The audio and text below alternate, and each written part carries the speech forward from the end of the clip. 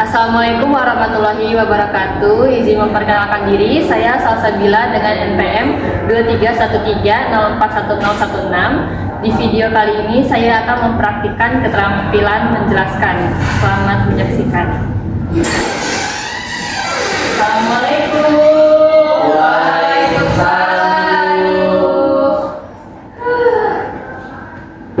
Sudah pada sarapan belum tadi? Sudah. Oke, sebelum memasuki materi pada siang hari ini, Ibu mau ketua kelas pimpin doa kepada Wisnu. Yuk dipimpin doanya. Baik Ibu, baik teman-teman, sebelum kita mulai pelajaran pada hari ini, mari kita berdoa menurut agama dan kepercayaan masing-masing. Berdoa mulai.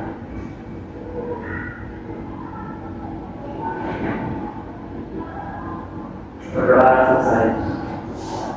Ibu buka ulang ya. Assalamualaikum warahmatullahi wabarakatuh. Waalaikumsalam warahmatullahi wabarakatuh. Selamat siang anak-anak. Siang Ibu. Sudah pada makan belum? Sudah Ibu.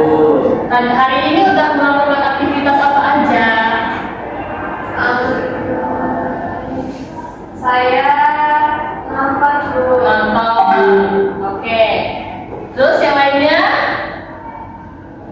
Saya ini Bu, tadi pagi saya bisa baca puisi. Puisi. Ya.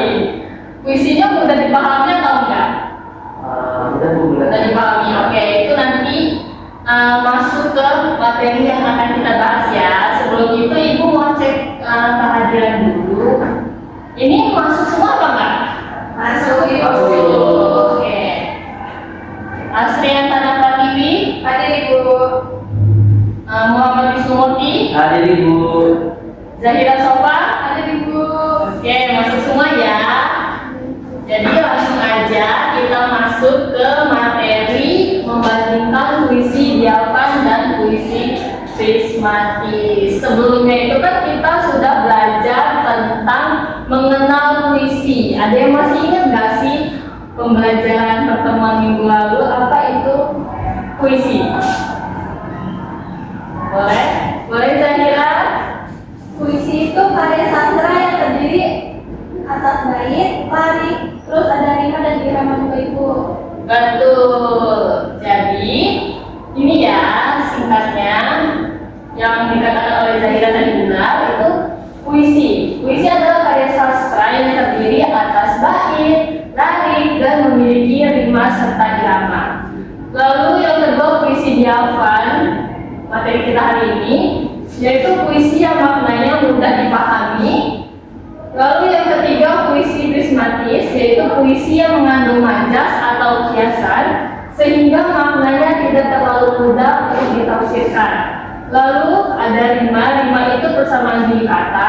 Selanjutnya ada irama, itu kesatuan bunyi. Lalu ada majas itu kiasan atau cara melukiskan sesuatu dengan menyamakan dengan sesuatu yang lain.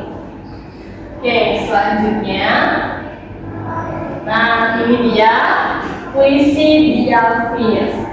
Puisi Diavis itu adalah puisi yang menyampaikan makna secara langsung, lugas, transparan sehingga pembaca mudah menangkap maksud dari penyair. Ciri-cirinya itu yang pertama, bahasanya sederhana, tidak banyak kiasan. Jadi di puisi Diavis itu puisinya itu terdiri dari kata-kata yang kalian mudah memahami gitu. Biasanya menggunakan bahasa sehari-hari. Lalu yang kedua itu pesan tersurat, jelas dan tidak menimbulkan banyak tafsiran. Itu pesan dari puisi Diavis ini itu tuh pas kalian membaca puisi tersebut kalian langsung paham, oh pesannya ini, oh maknanya ini gitu. Sehingga orang yang belum memahami puisi pun bisa paham apa dari pesan puisi tersebut. Lalu yang ketiga itu cenderung komunikatif, dekat dengan bahasa sehari-hari yang Ibu bilang tadi. Itu kalau puisi Diavis itu biasanya puisi yang menggunakan bahasa kita atau sehari-hari. Selanjutnya ada puisi prismatis. Nah, puisi prismatis itu adalah puisi yang menggunakan gaya bahasa kiasan, simbol, metafora, sehingga maknanya tidak langsung dan bisa ditafsirkan dengan banyak kata. Ciri-cirinya, kalimat-kalimatnya atau kata-katanya mengandung majas atau perumpamaan dan perlu ditafsirkan. Lalu yang kedua, maknanya cukup sulit dipahami. Jadi untuk puisi prismatis ini menggunakan banyak majas. Jadi kita tidak bisa langsung mengambil makna dan pesan dalam puisi tersebut. Jadi kita harus memahami dulu karena ada banyak majas. Itu kita pahami apa maksud dan makna dalam puisi tersebut itu. Dan juga berbeda dengan yang puisi sebelumnya itu, kalau prismatis itu maknanya sulit, cukup sulit untuk dipahami gitu. Selanjutnya,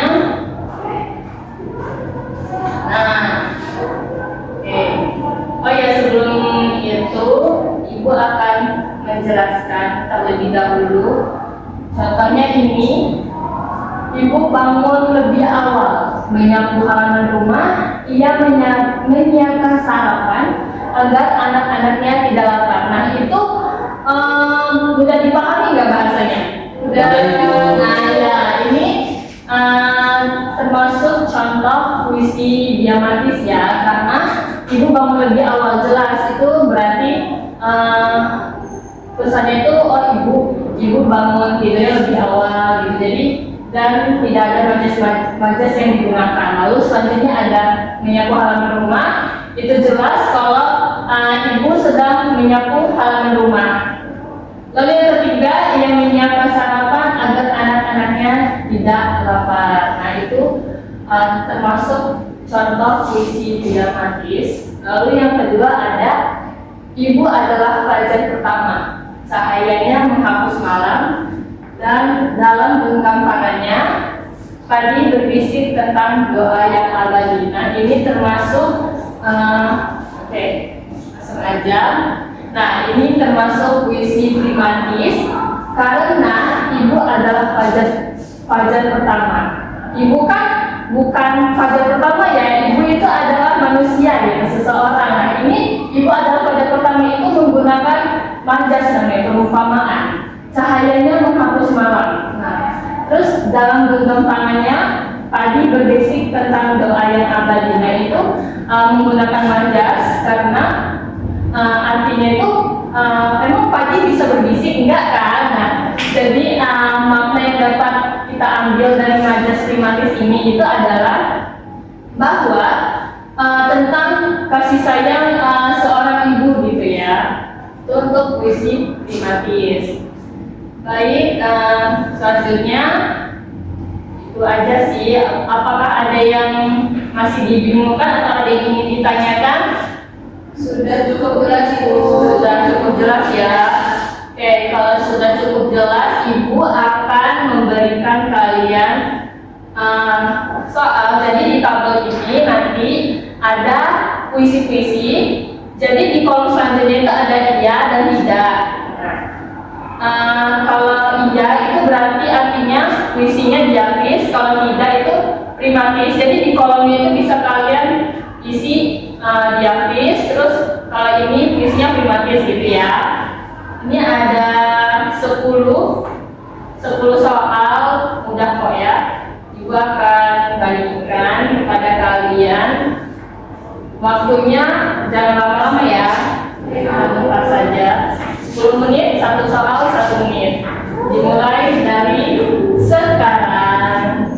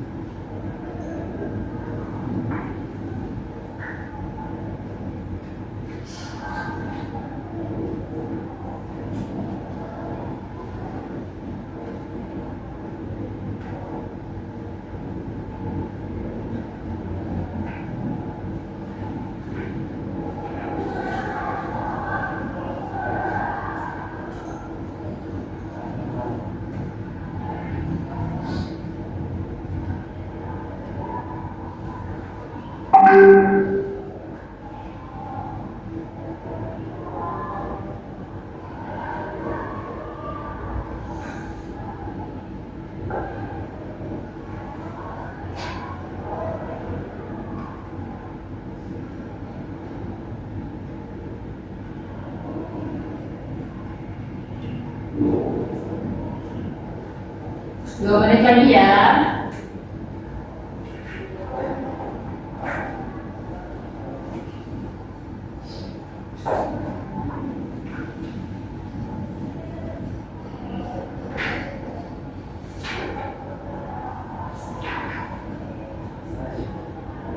Sudah?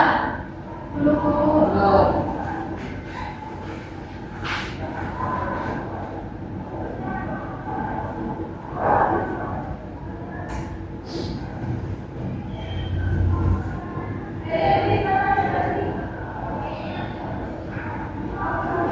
Baik, waktunya sudah habis.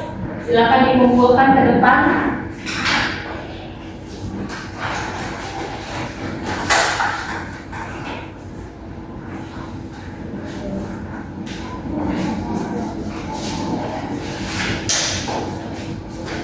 Oke.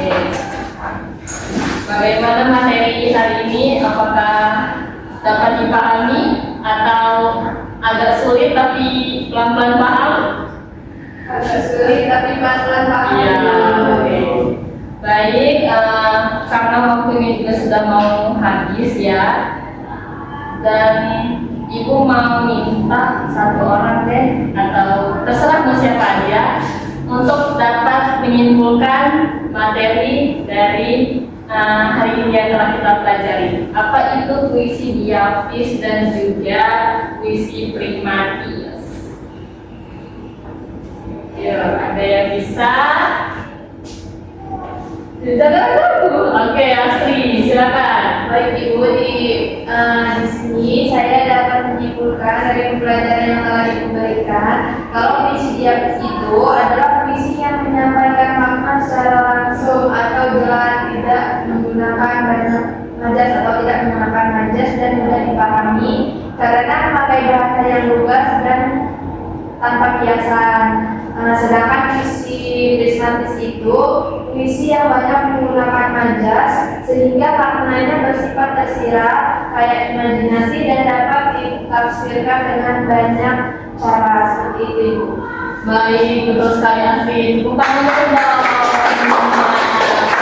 baik, benar kata Astri tadi, dapat kita simpulkan pada materi hari ini bahwa puisi diafis adalah puisi yang menyampaikan makna secara langsung. Itu poinnya. Kalau diafis itu yang pertama sederhana, terus juga tidak banyak majas atau perumpamaan, dan yang terakhir atau yang ketiga itu menggunakan bahasa sehari-hari yang sehingga yang tidak kenal puisi pun bisa paham makna dari puisi diafis. Lalu yang kedua itu puisi prismatis, itu menekankan keindahan bahasa yang penuh hiasan, simbol, dan majas. Itu poinnya. Itu kalau prismatis, yang pertama itu maknanya sulit dipahami, lalu juga terdapat banyak majas atau perumpamaan.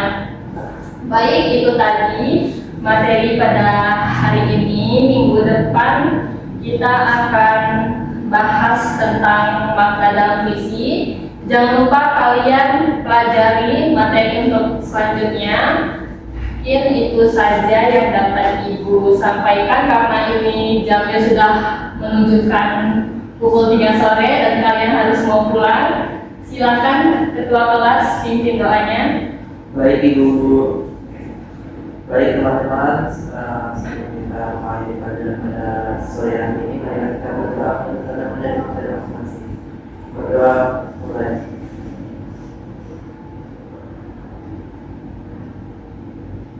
Berdoa selesai.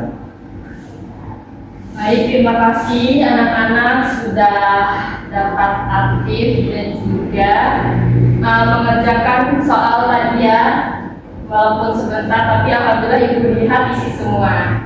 Baik, Ibu tutup. Akhiri, wassalamualaikum warahmatullahi wabarakatuh. Waalaikumsalam warahmatullahi wabarakatuh.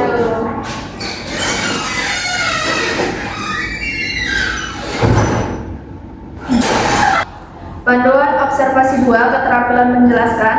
Nama calon guru Salsabila, NPM 2313-041016 tanggal 9 Oktober 2025 waktu 10.30 waktu Indonesia Barat.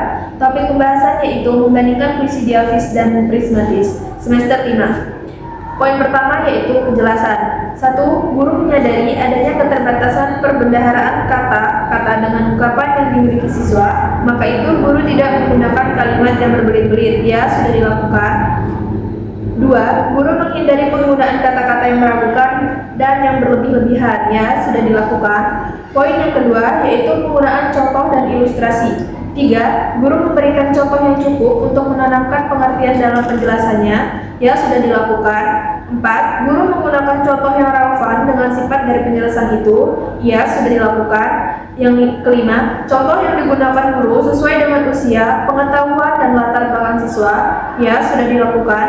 Nomor yang atau poin yang ketiga yaitu pengorganisasian. Nomor 6, guru menunjukkan dengan jelas pola atau struktur sajian, khususnya hubungan antara contoh-contoh dan generalisasi, hukum atau rumus. Ya, sudah dilakukan. Nomor 7, guru memberikan intisar butir-butir yang penting, baik selama pelajaran maupun pada akhir pelajaran, dan bila perlu memberikan penjabaran tambahan. Ya, sudah dilakukan. Yang kedelapan, yaitu guru mengadakan variasi suara dalam memberikan penekanan pada hal-hal penting dalam penjelasannya. Ya, sudah dilakukan. Yang kesembilan yaitu butir-butir penting dalam penjelasan diberi tekanan dengan cara mengulanginya, mengatakan dalam kalimat lain, atau menyebutkan satu demi satu seperti 1, 2, dan seterusnya. Ya, sudah dilakukan. 10. Penekanan yang berbeda diberikan pula dengan mimik, isyarat, atau dengan gerakan selama pelajaran berlangsung. Ya, sudah dilakukan. 11. Pemberian tekanan juga diberikan dengan menggunakan gambar-gambar, demonstrasi, atau benda sebenarnya. Ya, sudah dilakukan. Poin yang keempat yaitu balikan. Nomor 12, guru mengajukan pertanyaan untuk mengetahui pemahaman, minat, atau sikap siswa tentang relevansi atau kegunaan penjelasan tersebut. Ya, sudah dilakukan. Dan terakhir yaitu nomor 13, guru menggunakan balikan itu untuk menyesuaikan ketepatan atau mengubah maksud penjelasan itu. Ya, sudah dilakukan. Pengamat Astri Antana Pratiwi. Demikian pembacaan panduan observasi 2 keterampilan menjelaskan. Nama calon guru Salsabila dengan NPM akhir 16. Terima kasih.